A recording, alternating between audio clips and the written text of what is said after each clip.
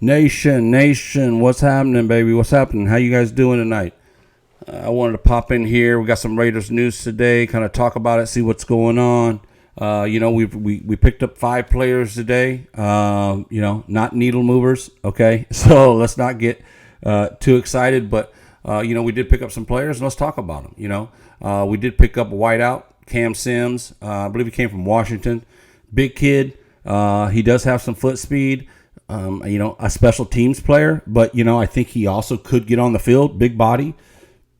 Could be a red zone target. Maybe gets 100 snaps all year. But hey, listen, we've had a lot of let's just say not attractive signings basically thus far this offseason, outside of a few players which seem like they could be contributors.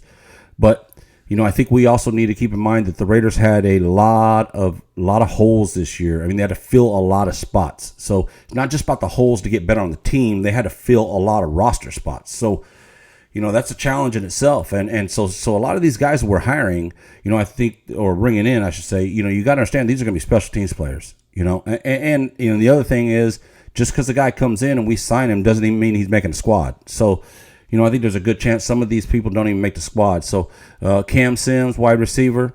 We also picked up Jaquan Johnson, defensive back. I think he's out of Buffalo. I think he really played more safety than defensive back, but I think he's listed as defensive back. Again, he's going to be a rotational player, and an emergency defensive back or safety, but primarily special teams. Listen, there's 3 phases to the game. So as much as we may not like special teams, that's part of it. And we just have to live with, hey, you got to fill those spots. And it's important. If special teams is bad, listen, how many games does that cost teams over the years? So, I've been critical of this regime so far, and I'm still not satisfied with where we're at thus far in free agency. But, some of these spots you knew were not going to be attractive spots. But, when you want to talk about the Raiders, you got to talk about everything they're doing, and you got to talk about some of these roster spots that they got to fill on special teams. So the other person they picked up, Jordan Willis. I think they have him listed as defensive tackle, but he's kind of taller, a little lankier. I think he's more of a defensive end. But again, I think he's a special teams player, maybe a rotational player, a body to bring into camp to see what happens. Will he make the squad? I don't know. I don't know that much about the guy, to be honest with you, but I don't think he's, you haven't heard of him for a reason. That doesn't mean he can't improve or make the squad or be a great special teams player, but I don't see him as even really a rotational player on the defense. So, maybe in an emergency situation, but I don't really see that. Again, a depth piece. Now, a few other players that we did bring in that I think are going to have some role on this team, right, wrong, or indifferent. We signed back Keelan Cole. Keelan Cole, I really had a lot of hopes for last year. I was really thinking he was going to bust out and actually do something a little more productive, but it really turned out that he was really mediocre, below average. He just never really been able to take that step. But the Raiders brought him back. I think, again, value on special teams, value as a 4th or 5th wide receiver in certain sets, in certain situations. And I think he has a decent chance to make the team just because he's been around. He's been around the team. He's been around Josh McDaniels. So I think there's a good chance he makes the team. But how much will you see him play? I think primarily special teams player. They also brought in tight end O.J. Howard. So, O.J. Howard's a former first-round pick. He's got a little bit of name recognition to himself. But, I think his primary name recognition is been really kind of a bust. First-round pick. He's had 35 catches in the last 3 years. So, not exactly lighting it up. And to add to that, he's not a blocker. So, I don't understand this move. I think it's just to bring a body in. He's athletic. I get it. But he's just never been able to put it together, and I don't see really any reason why he's going to put it together here.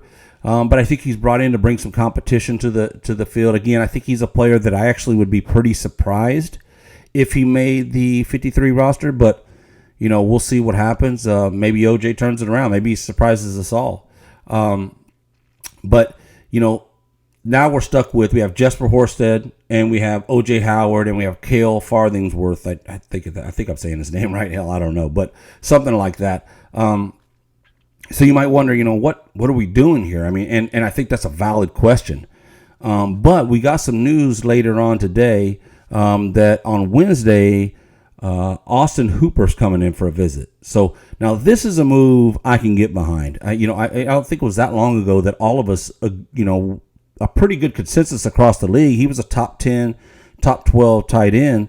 And I think he still has that potential. He had some great seasons in Cleveland. He had some good seasons in Atlanta. And I think he's still got those skills. And I think he could be a good fit in this system.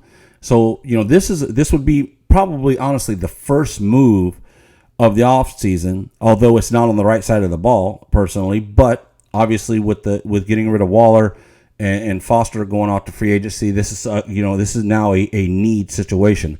This is a move I could really get behind. This is a player I think would really help us win and give us some good versatility, both blocking and up the seam, making those tough catches. He's got good hands, good in the red zone. So, I'm really hoping that when he gets here Wednesday, that Ziegler and McDaniels ain't going to let him leave because we really could use that guy.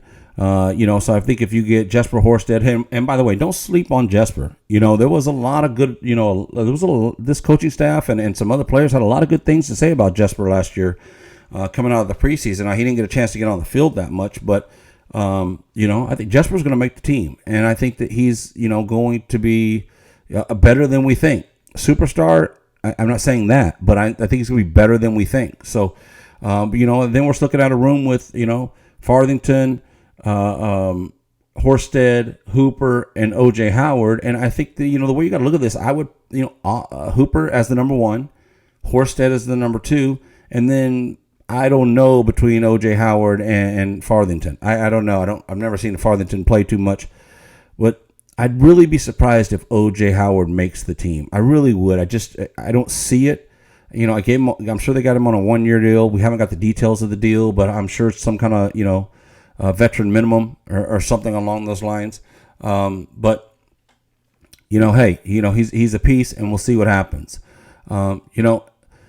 Look, are we happy with what's going on so far? I don't think any of us are. Okay. The defense, what are we doing on the defense? If I'm Patrick Graham, I'm feeling like I'm being left out to dry, but I think the plan is to, hey, we're going more offense right now with some of these free agency moves. Just to make sure that we can play as good as offense as possible and score as much as possible. And I guess we all need to understand that this is a rebuild at minimum, at least on the defensive side of the ball. So, we have to just accept that. That's the way it is. If you nail a draft and you really, really nail a draft, then, you can really turn some things around. And, are you going to go from 28 to top 5? No, but can you go from 28 to 20th or 15th? Yeah, you can. I don't understand why this regime wants to put so much pressure to nail the draft, because doing so, boy, if they don't nail the draft, it's going to get ugly. And I think it's going to get ugly real quick. And I know this fan base is itching and we're all tired of losing. This guy got brought in with a lot of hype and, the Patriot way and all this and that. But hey, listen, it's all about wins and losses. So far, we ain't seen nothing to prove that we should trust the process.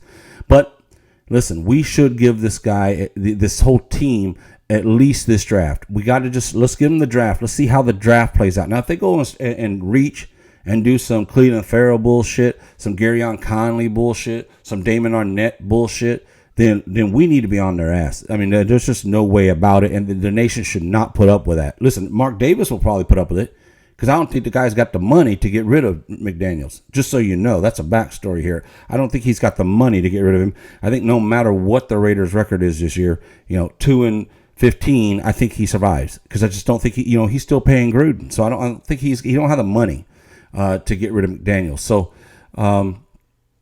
but let's just try to give it a fair chance, and let's just see what happens. I think we need to look as a fan base. We need to look for improvement. If that defense comes out and we don't hit on these draft picks and we're 27th, 28th in the league on defense and we can't stop anybody again and we're blowing leads and it's all the same process and the same, stuff again, then, I think that, there's going to have a hard time getting fans in the seats. They're going to have a hard time selling merchandise. And if there's anything I think Mark Davis does care about, even maybe more than the Raiders, is the money. So, he made some comments about how he was embarrassed last year. I discussed that in the last video. But if he don't, put a good product on the field, that's what's going to happen. So, but let's stay positive. As hard as it is, I've wanted to pull my hair out. What are we doing on defense? Damn it, what are we doing on defense? But we have to just stick it out and see what happens. Give them the draft. Let's see what happens. But that's all we're going to give them. We don't owe them any more than that. Give them the draft. Let the season play out. But if it starts to go south, we don't owe these guys nothing. Now, if it goes good and we see improvement, then we need to praise them at the same time. We've got to be fair, right? It can't just be, FJMD. It just can't be that all the time. If they're doing good things, we have to recognize it. But they ain't. We got to hold them accountable, right? So, with that, hey, listen, we're looking for some, some more pickups. We still have some more money available in free agency. Let's see what happens. We got the draft coming up, but let's stay positive, nation. All right. I'd appreciate it if you guys would, like the video, subscribe.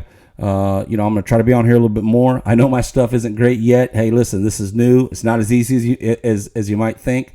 So it's a little awkward and uncomfortable, but hey, listen, I'm going to stick with it and try to get better at it. But, until next time, appreciate you guys. Thank you.